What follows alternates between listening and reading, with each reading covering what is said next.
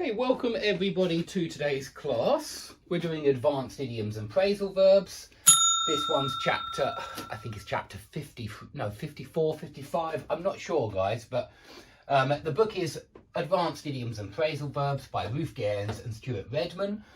And if you are watching this class on YouTube, then remember, you don't have access to 100% of my classes.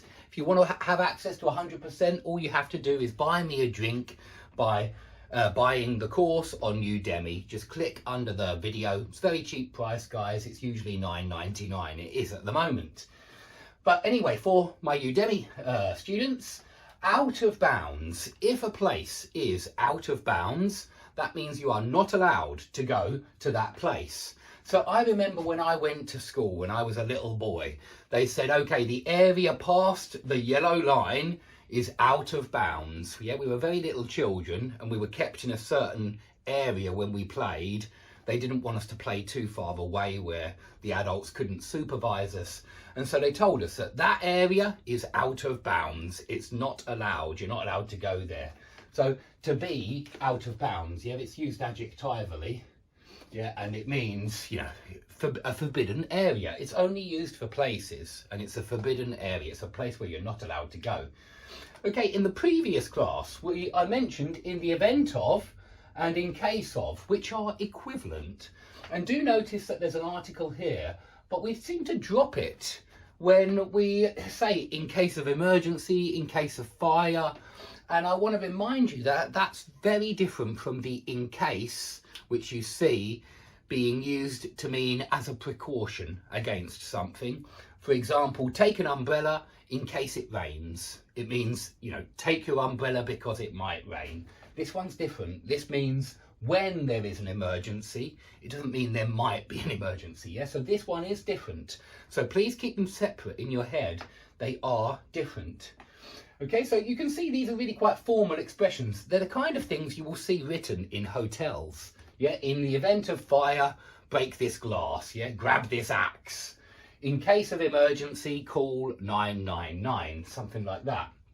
Okay, to reserve the right to do something. This is very often written in formal communication.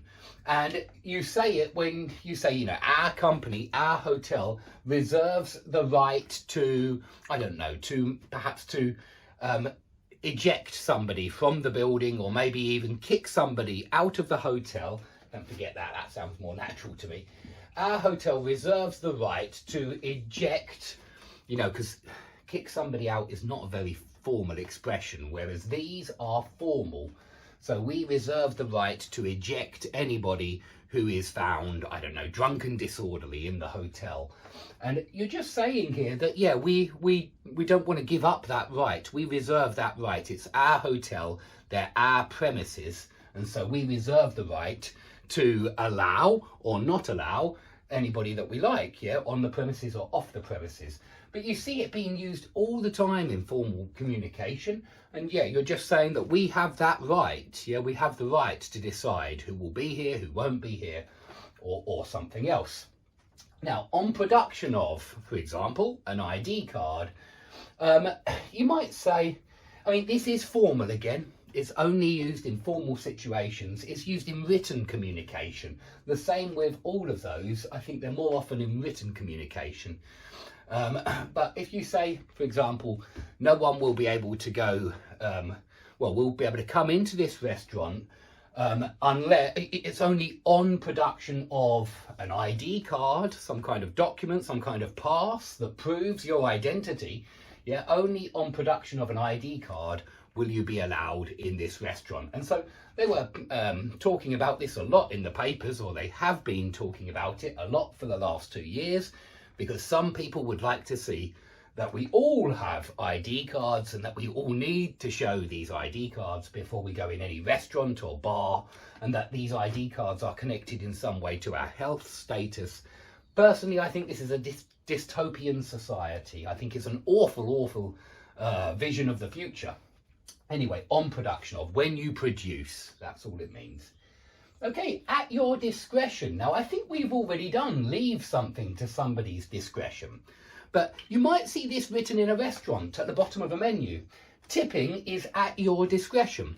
This means you don't have to tip, yeah? I mean, to me, it's a little bit weird that there are some places where you have to tip.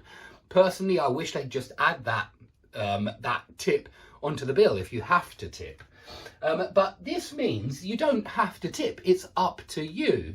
Yeah, it's at your discretion, and how much you choose to give, yeah, as a tip to the waiter, I mean, yeah, remember what tip means, guys. It's money you give a waiter to say thanks for the great meal, yeah, thanks for the great service and the great meal.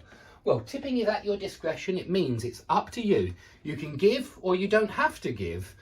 You can give 10%, 50%, 30%. It's at your discretion. It's up to you. And remember, when you say I leave it to your discretion, that means I leave it up to you. It really does. It means I leave the choice, the decision, up to you. So leave something to somebody's discretion is very formal, very often seen in written communication, and it means leave the decision to that person. Leave that decision to that person. Okay? Now, if you say we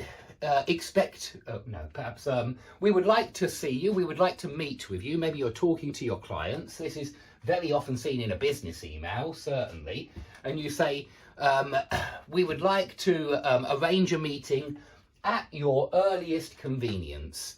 Simply means at the earliest time that's convenient for you. Yes, so we would like to arrange a meeting at your earliest convenience. So whatever is convenient for you, but preferably at the earliest time. Yeah, and so as soon as possible, but when it's convenient for you. Okay, when you start a letter or an email and you're not sure who the boss is in the organisation, you know, often in a letter of complaint, for example, you don't know who the name of the manager or the boss of the organisation always. You don't always know that. You don't always have that information. And so you can write to whom it may concern.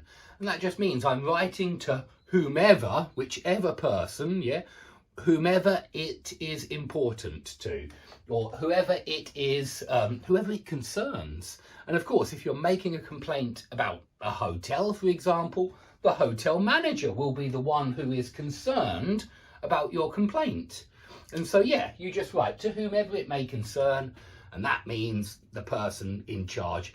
You know, if you're writing to support on a website, maybe you're writing to the Udemy website, Udemy support, you might start with to whomever it may concern, because you don't know who is in charge of Udemy support. You don't know the name of the person. So this is just to that person, the one who is, you know, who is going to be concerned, who is going to be involved in sorting out my problem.